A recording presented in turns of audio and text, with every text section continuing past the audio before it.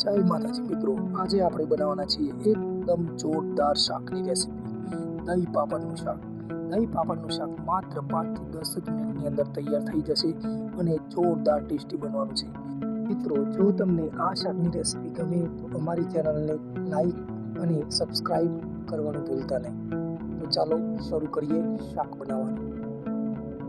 સૌ પ્રથમ દહીં પાપડનું શાક બનાવવા માટે મેં અહીંયા 200 ગ્રામ જેટલું દહીં લીધું છે અને 6 થી 7 નંગ પાપડ લીધા છે. મારા પાપડ અહીં નાના છે એટલે મેં 6 થી 7 નંગ લીધા છે. જો તમારી પાસે મોટા પાપડ હોય તો 4 થી 5 નંગ પણ લઈ શકાય છે.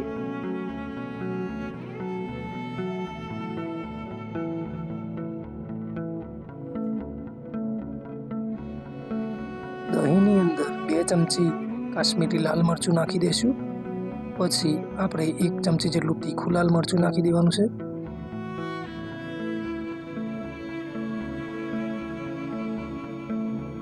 પછી 1 ચમચી જેટલી હળદર ઉમેરી દઈશું. સ્વાદ પ્રમાણે મીઠું નાખી દેવાનું.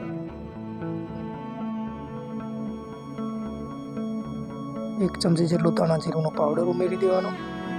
બધું બરાબર મિક્સ કરી દેવાનું છે. એકદમ બરોબર મિક્સ કરી દેવાનું.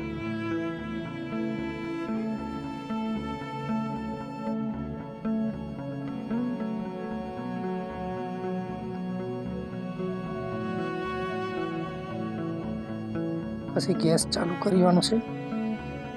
ગેસ ચાલુ કરીને એક તવા ઉપર આપણે જે પાપડ લીધા હતા એ બધા શેકી લેવાના છે.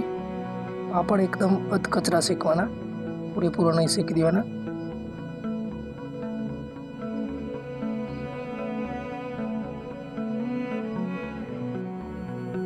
આ રીતે બધા પાપડ શેકી લેવાના વારાફરતી.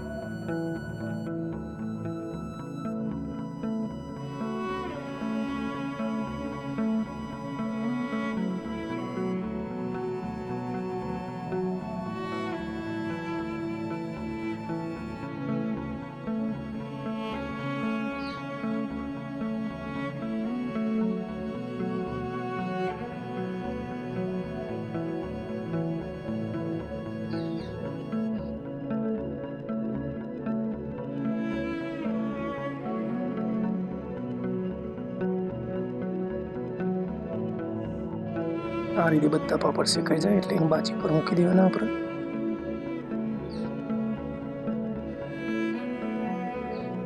પછી ગેસ ચાલુ કરવાનું અને કઢાઈ મૂકી દેવાની છે. કઢાઈ મૂકીને અંદર 4 થી 5 ચમચા જેટલું તેલ પારવાનું છે. તેલ વધારે લેવાનું આપણે આની અંદર. તેલ ગરમ થઈ જાય એટલે થોડુંક જીરું નાખવાનું. જીરું તતડવા માંડે એટલે આપણે એની અંદર થોડીક વરિયાળી ઉમેરી દેવાની છે. અડધી ચમચી જેટલી વરિયાળી ઉમેરી દેવાની.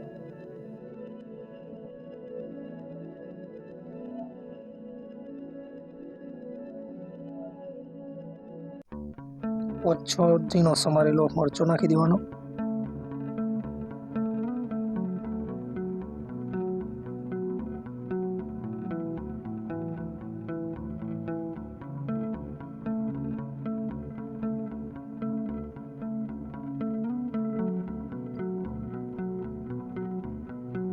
પછી થોડીક આદુ અને લસણની પેસ્ટ ઉમેરી દેવાની છે.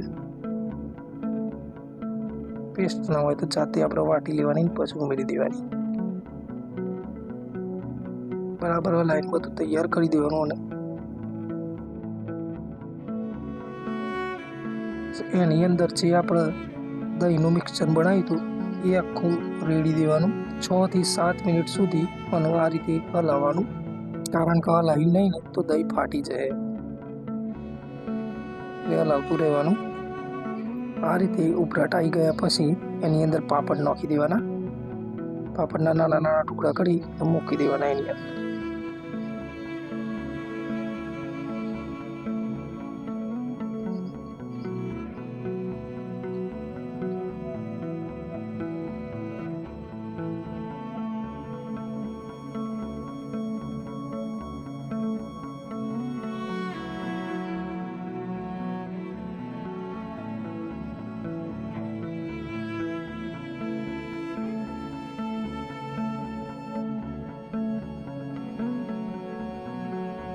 નાખી દીધા પછી બધું બરાબર મિક્સ કરી લેવાનું ચમચા વડે.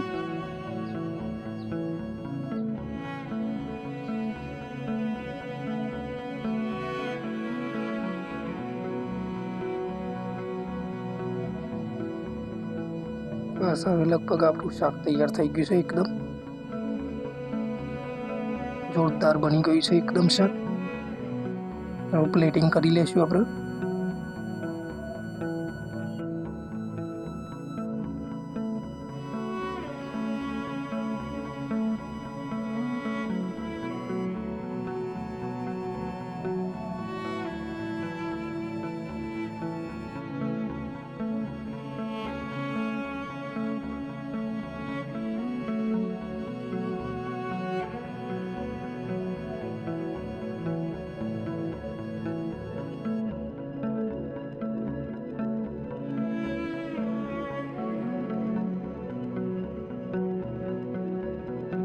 બસ હવે તૈયાર છે આપણું દહીં પાપડનું શાક.